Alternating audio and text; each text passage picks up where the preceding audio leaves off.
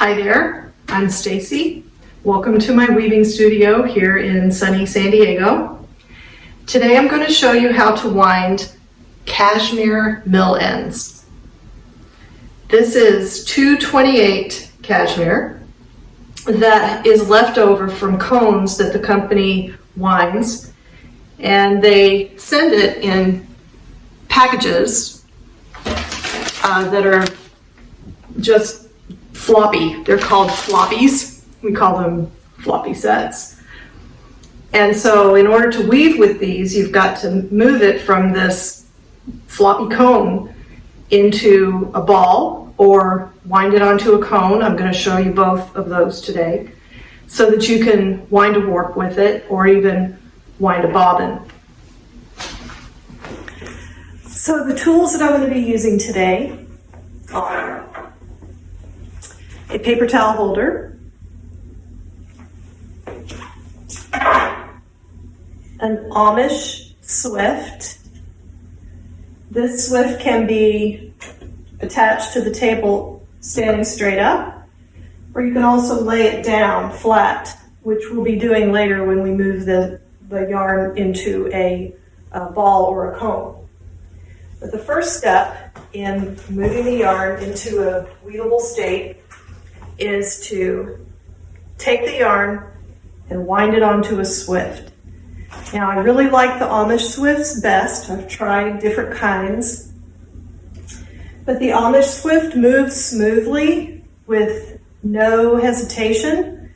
And so if there's any kind of a tug on the yarn as we're winding it, I can feel it with my fingers and stop it quickly to avoid breaks. So that's why I like the Amish swift.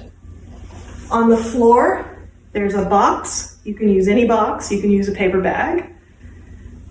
And I'm going to take the paper towel holder and put it on the cone of yarn. Now, a note.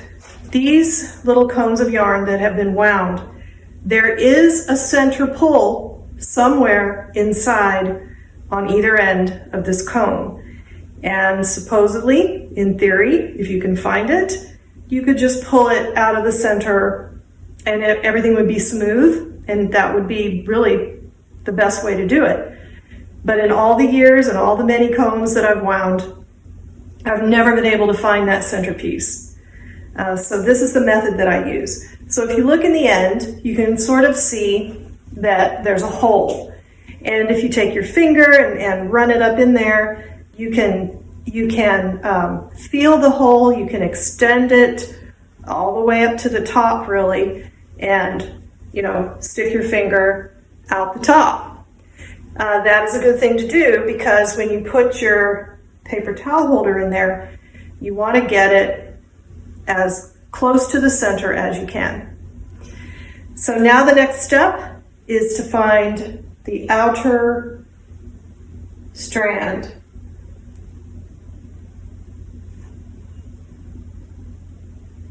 And here it is. So once you found your outer strand, I like to set this in the box so it doesn't go flopping around. And let me show you what that looks like.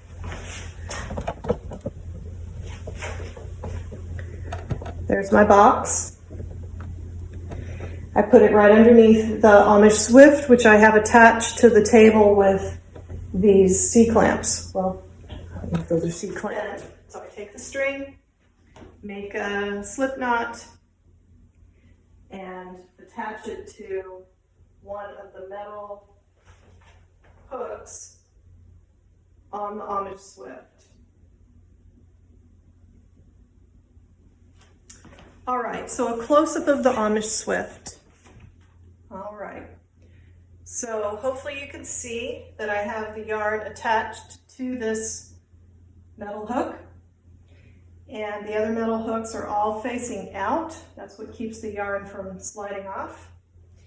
And these holes, you can measure how long your skein is going to be. So I've got it measured as a 2-yard skein. Now the next step is to go ahead and start winding. Okay, so hopefully you can see the cone in the box, the string coming up to the metal bar, and the trick is to move the Swift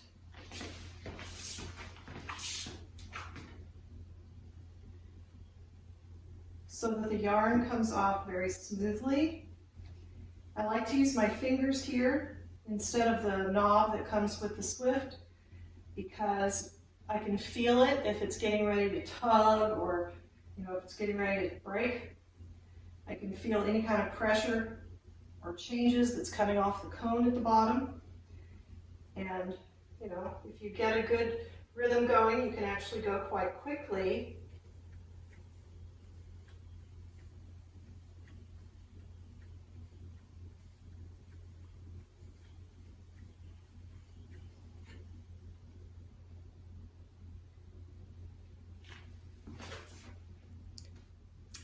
Okay, so that was the first way, and now I'm going to show you the second way. The second way to wind it is my favorite way, to get it from the mill end floppy set into a skein.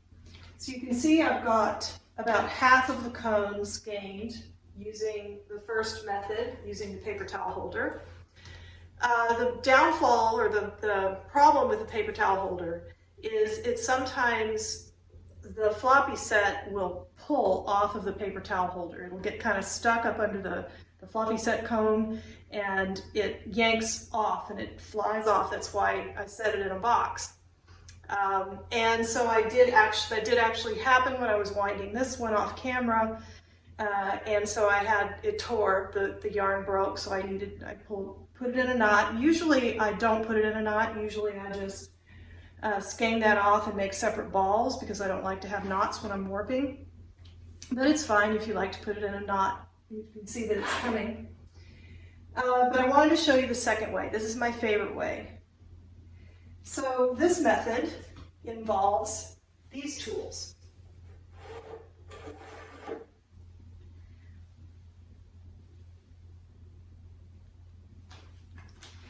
This is a PVC sprinkler pipe from Home Depot. It has ridges on one end and it's smooth here. You can get them with ridges all the way down, just whatever your preference is. I like this one, and I'll explain why in a minute. The other tool is a metal bar, and then you can see that I've changed out my box. This is a plastic box and it has little holes in it. And so what I'm going to do is take the floppy set and feel inside the hole again to make sure that if I put my two fingers on either end, I can meet my fingers up so I have a pretty straight hole that runs all the way down through the center. And then I take the rigid end of the PVC pipe and I gently push the floppy set onto it so that, twisting it in helps, so that the PVC pipe is coming out both ends. And then I take my metal bar, put that through the PVC pipe, and then I put it through the holes in the side of my plastic box. And you can use a cardboard box that you've put holes in. You can rig up any kind of box. But the goal here is to have the metal bar long enough protruding out each end so it's not going to, slip off on the rotation. And you want this to be moving freely, very smoothly. No tension at all on the way that it rotates. So this one works the same way, but make sure you can see that. The way that the floppy set moves on the black PVC pipe is much smoother, and it is not going to flop off. It's not going to break unless I pull too hard or go too fast. So the trick here is just keep a smooth movement, and the floppy set will twist itself around and unwind into my skein. So I'm going to turn this off until I get to the end of the skein and show you some tricks for finishing up. Okay, so I'm nearing the end of this floppy set here, and you can tell that you're coming to the end. You can see the PVC pipe through there. But one thing that you have to be careful of when you start to get to the end is you don't know exactly how good your center choice was. If you actually got it in the center, or if the yarn is going to start pulling, and breaking. So you have to really slow down as you get to the middle, and sometimes you have to readjust where this PVC pipe is in the center. So let me just finish up here and show you how that looks in practice. So I'm just going to go slow here, keeping my eye on that floppy.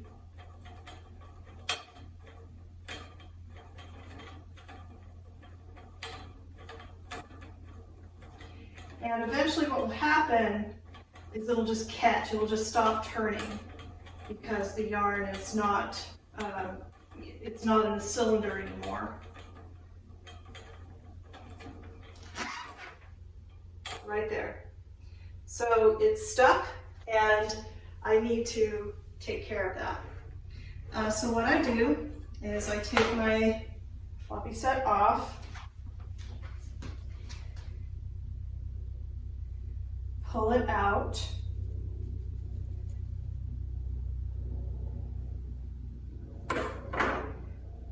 and see if I can reset it inside in a different way.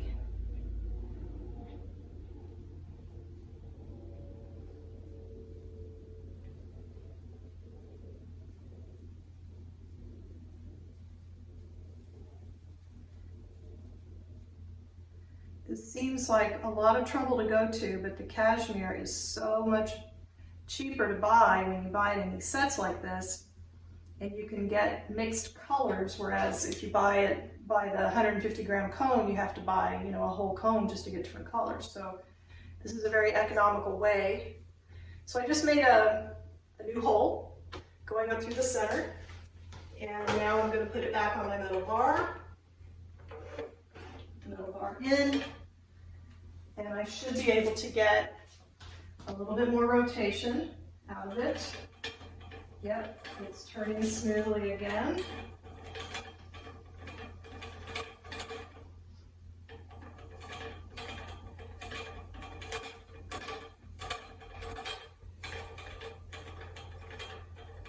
And so this is the most delicate and time-consuming part of the operation, is finishing up.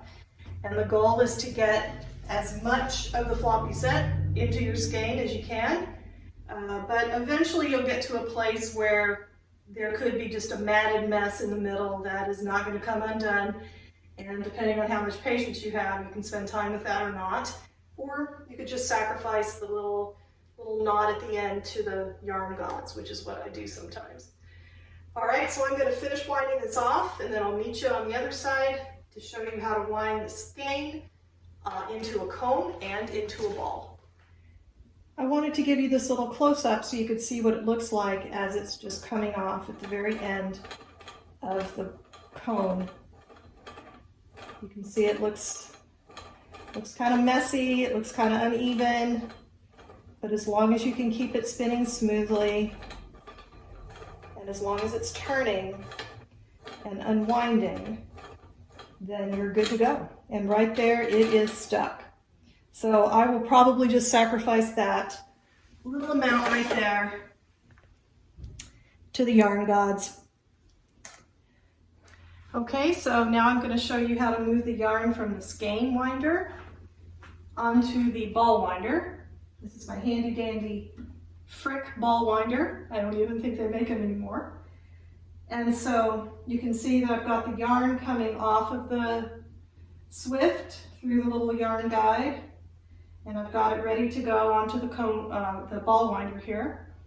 And this is a delicate operation because it can easily break coming onto the ball winder. So what I do is I hold the yarn with my hand like this so that I can feel any kind of resistance or anything pulling from the Swift.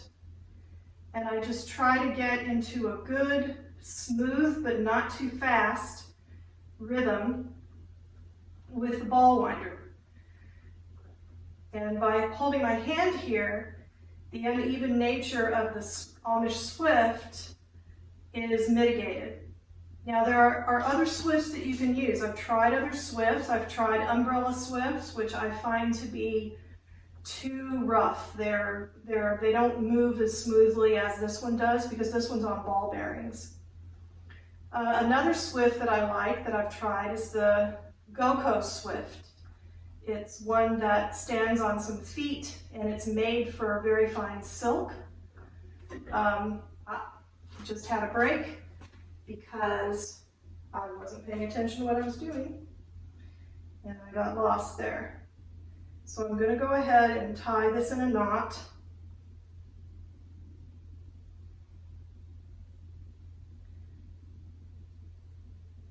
Even though that's not my favorite thing.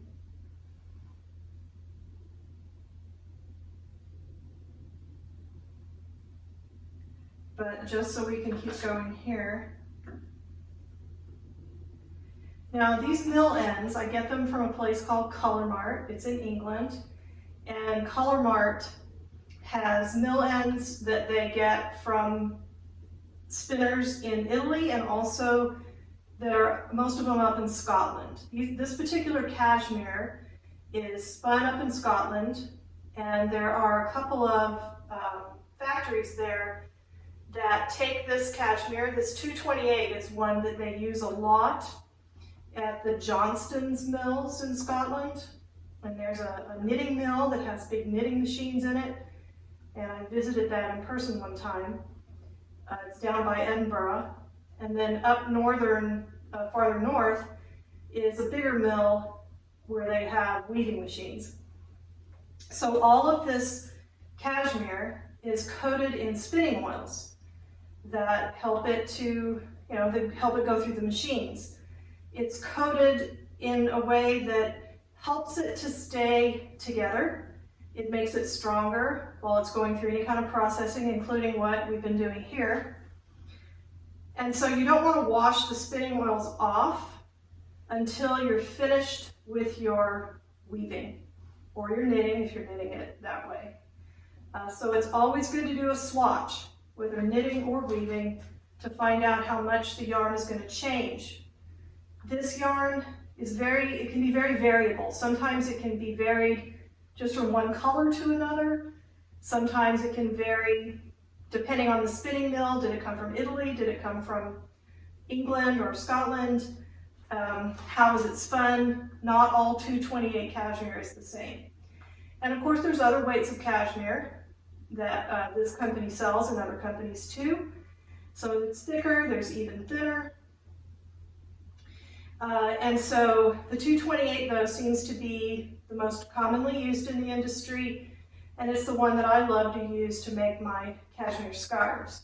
I usually double it, and I can show you how to use a doubling stand to do that in another video. But as you can see, this is rather tedious and time consuming, but it does bring it into the ball, just like a regular knitting ball would be. I hope my body wasn't blocking that the whole time. And so when you end up with a ball, you can have several balls there that you can use to warp directly off the ball, or you can put it onto a cone.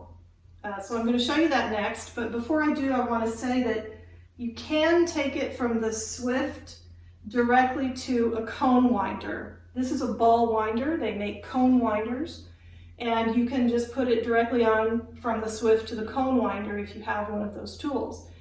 I don't have an official cone winder. I have an adapter that goes on my electric bobbin winder. And because the electric bobbin winder goes so fast, I don't like to take it directly from the Swift to the cone winder on my adapter because it breaks very often. If you have a hand cranked bobbin winder, I suppose you could move it from here to a bobbin, but to get it onto a cone, you really need either a cone winder, which looks much like this. There's a way that you can adapt this to a cone winder, but I haven't successfully been able to do that yet. So now I'm going to turn this off and set up my cone winder. I usually wind it from the ball onto the cones if that is something that you want to do. But you can also just warp it directly from the balls. Okay, so in a minute. Okay, welcome back. This is my bobbin winding station. This is my Clems & Clems electric double-ended bobbin winder. And this company, Clems & Clems, is still in business. They are still making bobbin winders. And then I've got my orange cashmere ball, nicely wound, as you can see, that I've taken off of the ball winder. And I've just put it down into this box just to keep it from rolling around. You can use any box, of course. And what I've got for winding cones are these two adapters. These are wooden cone adapters that I got from an Etsy shop called Magical Moons.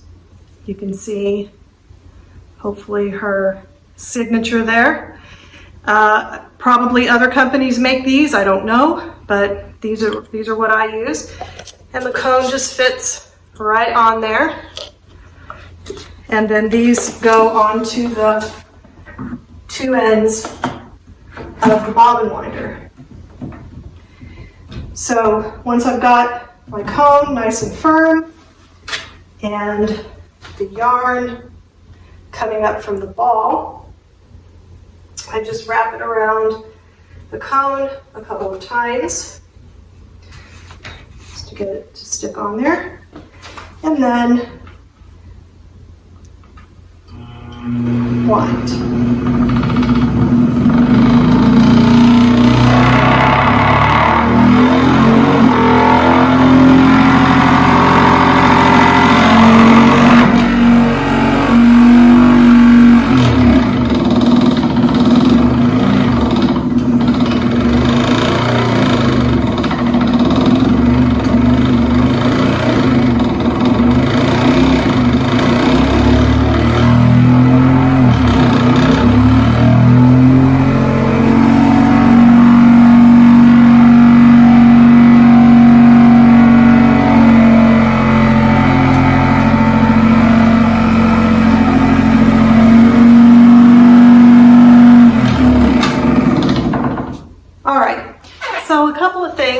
I don't know if you noticed that I went up and down the cone first and then I started winding it sort of like you would wind a pern, where you're sort of winding a little bit at a time and moving up.